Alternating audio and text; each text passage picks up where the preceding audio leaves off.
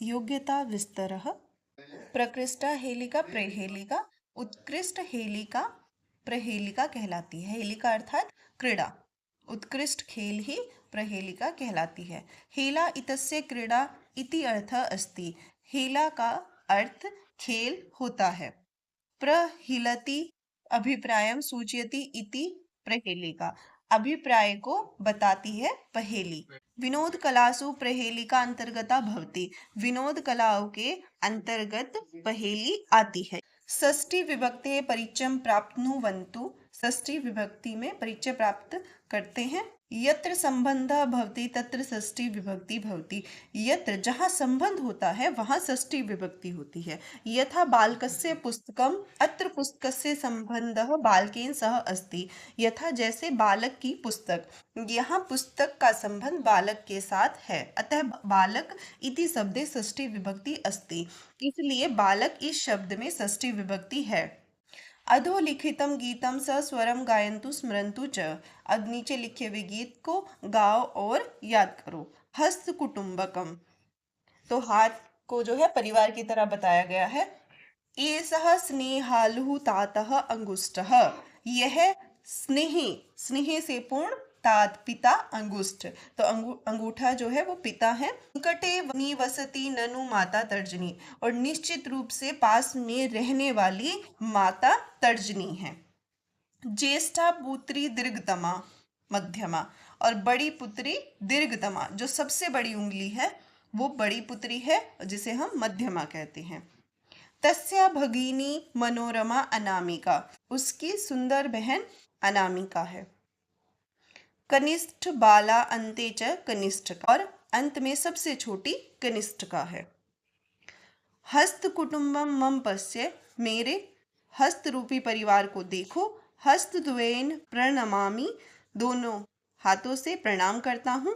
आशीर्वादम विंदामि, और आशीर्वाद प्राप्त करता हूँ। आइए आगे देखते हैं। अधोलिखितान श्लोकान पठन्तु अवगच्छन्तु स्मरन्तु च। नीचे लिखे श्लोकों को पढ़ो, समझो और याद करो। अलसस्य कुतो विद्या, अविद्यस्य कुतो धनम। अधनस्य कुतो मित्रम, अमित्रस्य कुतः सुखम। तो अलसस्य, आलसी को, तो यहाँ पे षष्ठी विभक्ति का प्रयोग कहाँ पर है? अलसस्य, अधनस्य, अविद्यस्य, अमित्रस्य में षष्ठी विभक्ति का प्रयोग है। तो आलसी को विद्या कहाँ? जो व्यक्ति आलसी है तो उसे विद्या प्राप्त नहीं होती है। अविद्यस्य कुतो धनम, और जिसके पास विद्या नहीं है तो उसे धन कैसे प्राप्त होगा?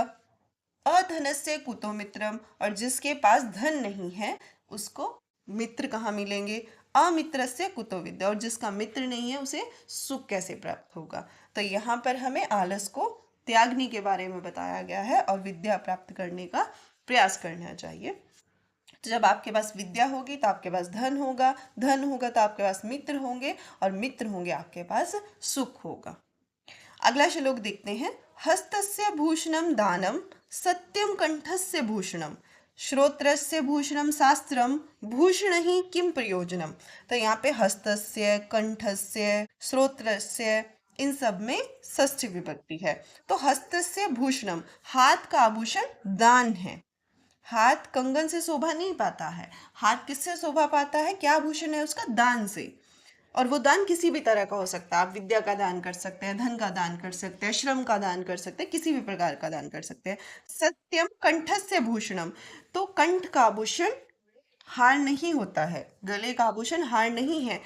हमारे कंठ का आभूषण सत्यवाणी है। सत्यवाणी, मधुर वाणी बोलना।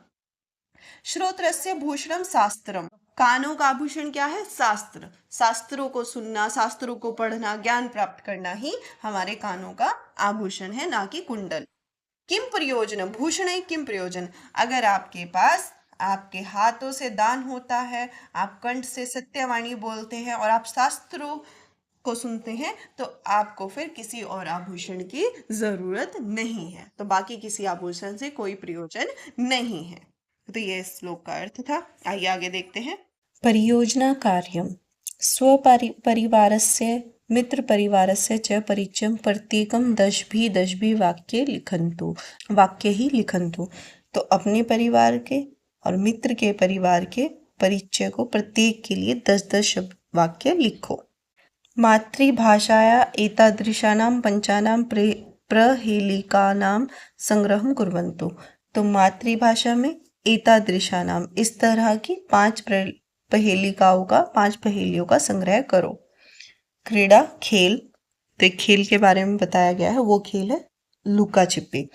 एकदा सर्वे गोपनम क्रीडन्ति स्म, तो एक बार सभी लुका छिपी खेल रहे थे। तस्मिन् दिवसे अजीतस्य कर्मः आसीत्, की बारी थी, तो उस दिन अजीत की बारी थी, अजीत की टर्न थी।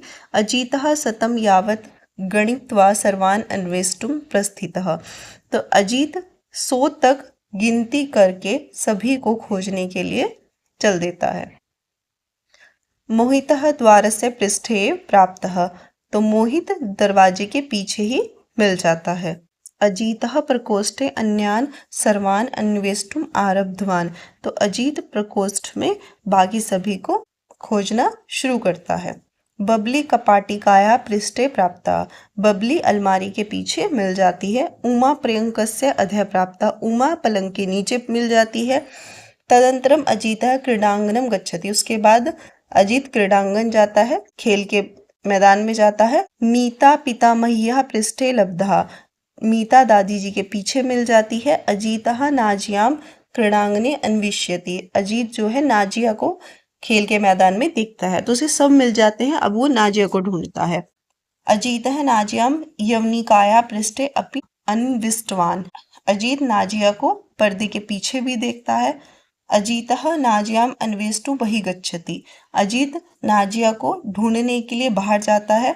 सह वृक्षस्य अधः स्थित्वा पुनः विचार्यति स्म, तो वो अब उसे हर जगह देखता है, उसे नहीं मिलती, तो वृक्ष के नीचे खड़ा होकर सोचता है। नाजिया उपरिष्टात् कूर्दित्वा तस्मिन् धप्पा इति अकरोत्, तो नाजिया वृक्ष के ऊपर से कूदकर, उपरिष्टात् ऊपर से कूर्दित्वा कूदकर, तस्मिन् उसे धप्पा करती है। अजीतः पुनः अंकान गणयितुं गच्छति, अजीत फिर से गिनती करने चला जाता है, यानी कि फिर से उसकी ही दोबारा से बारी आ जाती है, क्योंकि उसे नाजिया ने धप्पा कर दिया था। इसी के साथ हमारा 9वां पाठ है समाप्त होता है। धन्यवाद।